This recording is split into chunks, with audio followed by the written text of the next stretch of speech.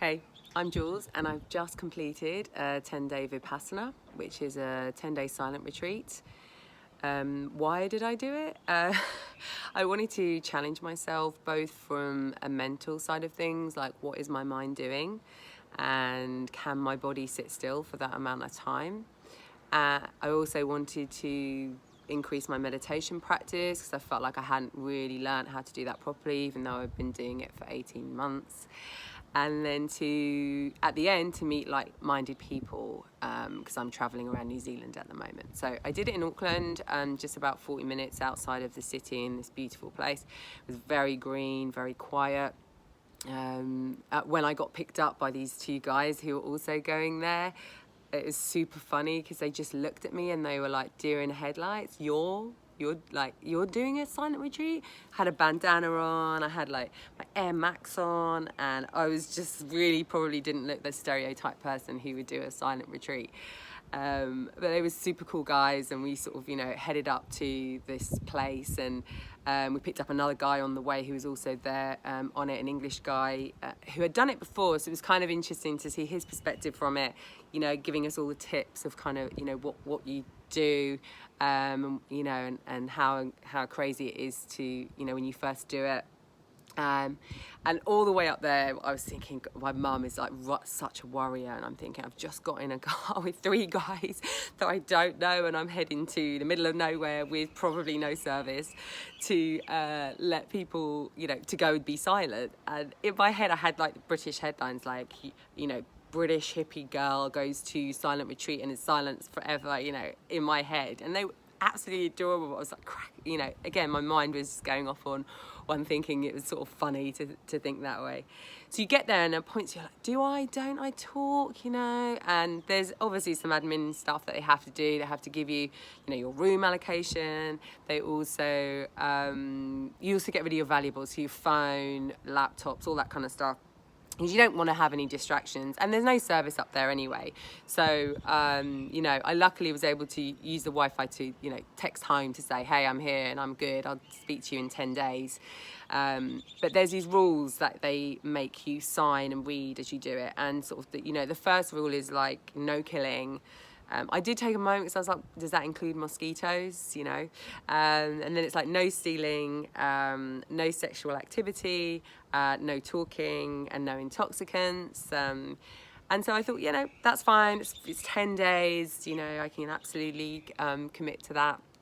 And so then you have a bit of time kind of chatting to a few of the women, but not much because you're sort of organising yourself, and you have to be in the meditation room by a certain time. And then they say, like, when the gong goes off, that's it, that's when the silence starts. So we get into the first meditation, and also, you're supposed to like head down, only because if you're having eye contact with someone, you might then start engaging, which is probably what I would do. I'm such a people person. So you go into the meditation room, and the men and the boys and girls are separated. So you kind of, you're sitting one side, they sit in the other. And as much as I tried to sort of, be a good girl, 60 men are about to walk into this meditation room. So I'm sort of sitting down and like, looking to the right, sort of check out if there was anyone cute in the meditation hall. Probably not the best start to the Vipassana, but anyway, I then it starts, and it's chanting. And the thing is, in my yoga teaching, I'd done chanting. Had a beautiful chanting teacher with a great voice. So I know what chanting sort of sounds like when it's good. And we're all head down, quietly kind of reflecting. And then this chant comes on, and it's like this Indian guy, and he's just like mumbling, and then he does this thing where he's like right at the end, as if he's like clearing his throat, and I'm just wetting myself. I'm like cracking up. I'm just like, is anyone else? And obviously you can't kind of put your head up and be like, hey, do you find that funny too? You've kind of got to keep it in your mind to think, this is hysterical. Are they punking us, kind of thing?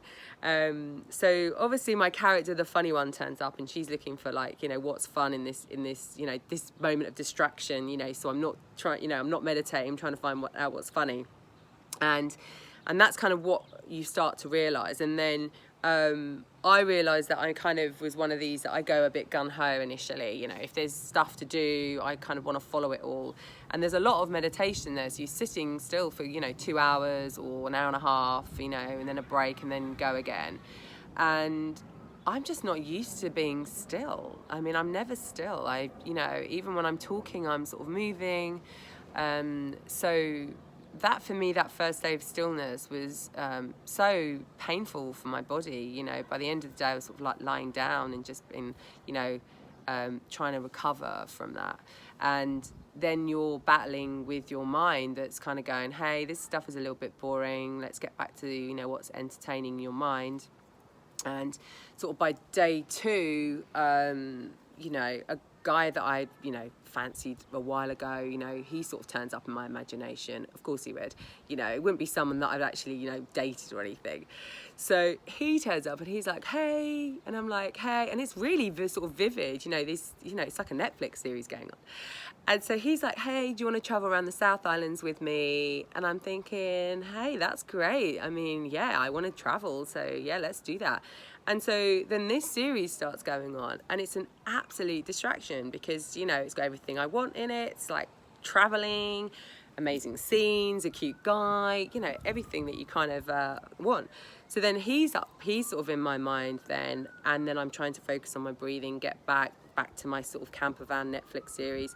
And so you realise how much your mind will distract you from the present moment. Like really, really badly, and you have no control over it. You think you do, you might say stop, and you sort of come back to it, but within a few minutes it's just back again, distracting you from where you are and the reality in it. And also because where your reality is often in the meditation, it's difficult. Your legs dead, your arms dead, your hands are numb, and why be in that when you can be traveling around a camper van with a cute guy. So that came in on sort of, day 2, and day 3, we changed it slightly, and there was sort of a scanning of the body. So then I'm going into like a RoboCop scan, and again, I'm making that entertaining. I'm making it fun. I'm making it a distraction from really what it's supposed to be, where you sort of let go and you notice the sensations, but you don't get attached to it. You go through the body, and it's really about detaching from that and not saying it's good, not saying it's bad, just observing. So by sort of day 3, you're kind of trying to do this, get on this sort of detachment side of things and scanning, and your Netflix camper van episodes are still going on quite nicely and distracting you for all they're worth. But the constant commentary, it is just insane how much you talk in your mind, and it just doesn't stop. And before, my meditation practice had been to blank, like to go into absolute nothingness, which I know now was just another distraction. Actually, it was just my mind doing it, but it felt good. And so there were moments where I would kind of cheat and be like, oh, just blank, nothing, because then at least the commentary would stop, would be at 10 minutes or 20 minutes. So you're battling with the fact that you're cheating just to get relief, and then you have to get back into this scanning and the stuff that's really going to make the difference. And then day 5 turns up, and my hippie turns up. She's there. She's like, I've got the meaning of life. I'm like cool, and I don't know this at the time, but I am in my meditation, and that I'm sort of, all of a sudden I've got these like moe kind of bubbles, like dots on, coming up in my skin, and then my skin turns into these energy balls, and then energy ball comes into a massive energy ball, and then I'm kind of floating above myself and can see that everybody's just energy, and we're all changing, and there's no need to get attached to anything because we're just constantly changing. And then when we die, we just become this energy, and we go into the bigger energy ball, and it's like this whole thing that I'm like, this is it, this is meditation. This is what it's supposed to be like. This is what you feel like. You don't feel anything in your body. You just feel this amazing sensation. And I have cracked it. I'm cracked it. And that day was a day where we speak to the teacher, and she sort of checks in with you to make sure you're going all right. And I'm thinking she's gonna think I've done it. She's gonna be like, you can go home, Jules, you don't need to do the next 5 days, you are absolutely a meditating queen. So I get up and I sit there, and then she says, what about the sensation? I'm like, the sensation, amazing, the energy balls. And then the energy kind of turned into this thing, and I'm floating above everybody, and I'm not feeling anything in my body. I can be there for hours. And she just goes, you're hallucinating, get back to scanning the body. And I'm like, and then just, like, the little child comes out of me and goes, but I really like it. I'm like, so there I am, just kind of like really upset, disappointed that my hallucination is not how we're supposed to meditate. Back, head down, kind of like, And after we could talk, a couple of the girls came up to me and were like, what was your hallucination? And I was like, told them. They're like, that sounds amazing. I was like, yeah. I said, and then the temptation is to go back into the hallucination because it was so nice. So then you're fighting the hallucination. You've still got the commentary going on in your mind. And by day sort of 7, I was like, I have to do something. And you don't want to break the rules because you're in it. And really, when you think about the space of time, 10 days is nothing. It's nothing. But then I was like, okay, I can do my washing. They said you can walk. So I literally did this like walk around the campus. I probably did about 8 or 9 loops just to get maybe a K in or 2K in, just to move my body in some way. And then I was like doing my washing, like hand washing, doing all my stuff. And then I had my rucksack was the most organised it's been. Everything was sorted, organised and tidy in my room. And it gave me a little bit of a respite from the incessant wording and commentary, and the Netflix with the camper van guy, and the funny girl trying to find everybody, the hippie talking about we've conquered the meaning of life. And you could see it by sort of, often like even by sort of day 8 as well, you'd see like people just mesmerised by like the birds, birds would come down and be feeding. And it was just like watching a David Attenborough programme. You're just like absolutely engrossed in them, engrossed in nature, engrossed in the trees moving, in the clouds moving, and like anything that would kind of give you a little bit of relief from the mind. And by day 8, I had to question my meditation because I was still talking a lot and still kind of scanning, getting distracted very often. So I went to her to ask about it, and she sort of said, as I told her, I'm distracting, going off in these sort of, these fantasies of mine. And she was just like, yeah, you've got a monkey mind. So I'm like, I'm hallucinating and I've got a monkey mind. I'm like winning right now. And then she sort of said, feel it. And I'm thinking, feel it? I try to avoid feelings if I can, feelings, what? So then I go back in, I'm trying to feel it without commentary, without kind of scanning. And I think sort of by day 10, I realised, I was trying to jump in the big pool. Like I was trying to jump in the big boys pool, and I can't swim. I haven't got armbands on, I can't swim. And really where I am is I'm in the paddling pool. I'm in the beginning paddling pool, probably with armbands on. So I really just humbleized myself and was just like, that's it. I've just got to jump back into the paddling pool and know that that's where I am. And I may have 2 or 3 minutes where I can do it, and then I might be distracted again. And then next time I might have 5 minutes, or I do it and I go back to my distraction. And so I think when that happened, there was an understanding that I am really at the beginning of this meditation, and what I'd been doing for the last 18 months was really a mind distraction. Not that it didn't help, because I think there was, at least I was being still in my body when I was meditating, but my mind was just joking, fibbing with me. It was just, taking me on a ride. So that, and then you get to a point where you, in that afternoon of day 9, you can talk. And so you're just like, suddenly this relief comes up, and you start to hear people like laughing, and the joy of hearing people laugh was just so good. It was just like, yeah, like people are laughing and I'm talking, and I didn't stop. I have to say, I did not stop talking. Literally, I think for about 4 hours, and we were able to talking to everybody, got to know everybody, got to know what was going on with them. And there is a similarity where you understand that you've gone through it and people have done the same thing as you. The crazy one for me, and not everybody had this, is definitely one that I had, was when I went to sleep, I was having the most vivid dreams, and it was like I was just opening a door and stepping into another world where I was, where all my friends were. You know, I was working on a TV set where there was like these sandcastles built that were the size of houses. You know, I was hanging out with like my uni friends.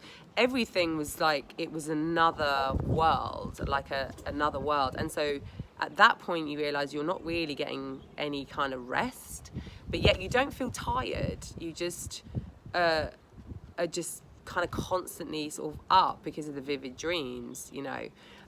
So that was definitely an interesting one for me to observe. So what did I learn? I learned that my mind has many sides to it. It has the joker, it has the traveller, it has the lover, it has the hippie, it has the doer, and the talker.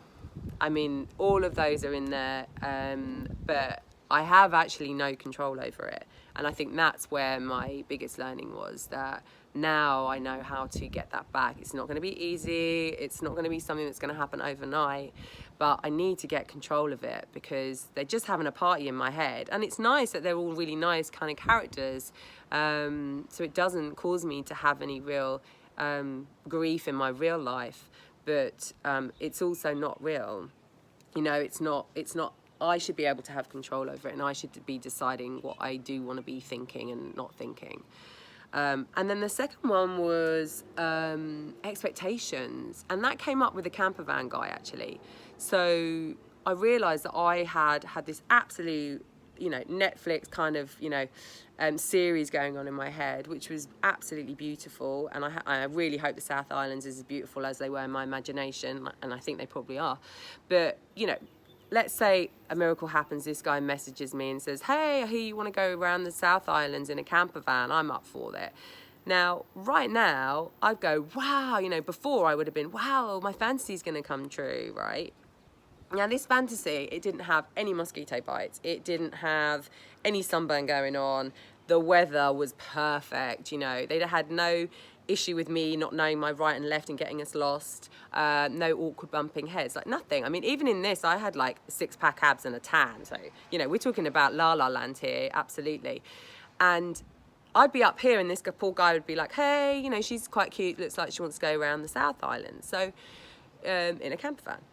So he's down here in reality and I'm up here. Now, what are the chances in reality of that ever working? It wouldn't. It would be like, I'd turn up to the airport, whatever, to meet him, and I'd be like, oh, he wasn't wearing that in my fantasy. He wasn't, like, he seems a bit smaller than I thought, you know, what's that accent? Like, I would have all of this here because this is still in my mind. This is what my mind's done to me. Instead of now, what I would do is I'd be like wiping it out, like delete, you know, take that expectation, you know, throw it out the window, because that was not reality. And now what I would probably say is, do I still think he's cute when I've spoken to him now, right now? And would he be fun to travel around South Islands with? And that would be it. I would be now in reality. And I would probably have to say to him, can you help me? Can you help me stop my expectations, you know? Because expectations, I think, are like, you know that frog machine in the arcades where you're like, you know, bash it, another frog comes up, bash it, another frog comes up. And that's what your expectations do. You bash one and another one comes up, you know, and you constantly have to battle with your expectations, because they absolutely kill your happiness, because they're never ever going to come true. And I understood that when I had this fantasy and this, you know, absolute reality that was, you know, this great sort of series that was going on. It helped me distract. But then I realised that I had done this before. I had had a really great date with a guy once, and then all of my expectations had been around how great the first date was and how great the second date was, right?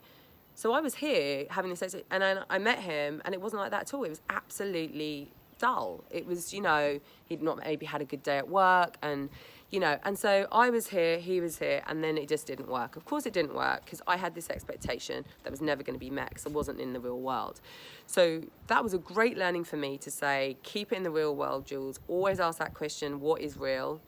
Don't go off in a tangent and be like, you know, figuring out why or they might not be doing a certain thing. Just absolutely ask the question, what is real? And have I added an expectation here? And if I have, let's bash it down. So that for me was incredibly helpful as a learning tool for me. The other one was around, I do not sit still. And you need both. You need the yin and yang. You need to be still as well as active. And so I'm really going to try and commit to the 2-hour practice that they ask you to do afterwards, whereas 1 hour in the morning and 1 in the evening. Because one, my body is never still, and actually there is a challenge in keeping your body still from that side of things. And also, I want to learn this meditation practice. I really do want to have a mind that is more in my control, and to stay present, keep it in reality. Like I just said, what is real? Every time you keep yourself present, your mind's not active. So you get that control when you stay in the reality of life. Would I do it again? At first I was like, no, never. But now that I've had time to think about it, yeah, I would actually do it again. And I'd probably be a volunteer first of all, and then which I think would be nice because I'd be a doer. And they ask you to do it once a year to keep up your practice. So I think I would have to wait to see how good my meditation practice had got. So that I would do. And then would I recommend it to someone else? I would have to decide on what type of person they are. I'd say yes if you absolutely want to know what your mind's doing and how crazy it can get.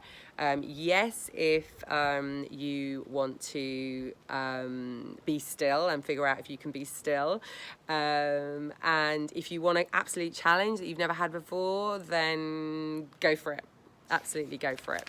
So there we are. The rain's about to come down in Auckland, and that's my review. So hopefully, whether that's encouraged you or not encouraged you to come and do a silent retreat, I don't know, but that was my experience, and I'll catch you on the next episode. Who knows? Maybe it'll be the camper van guy does text me, and I'm like, Julie has to deal with her expectations. Anyway, who knows? Take care and keep it real.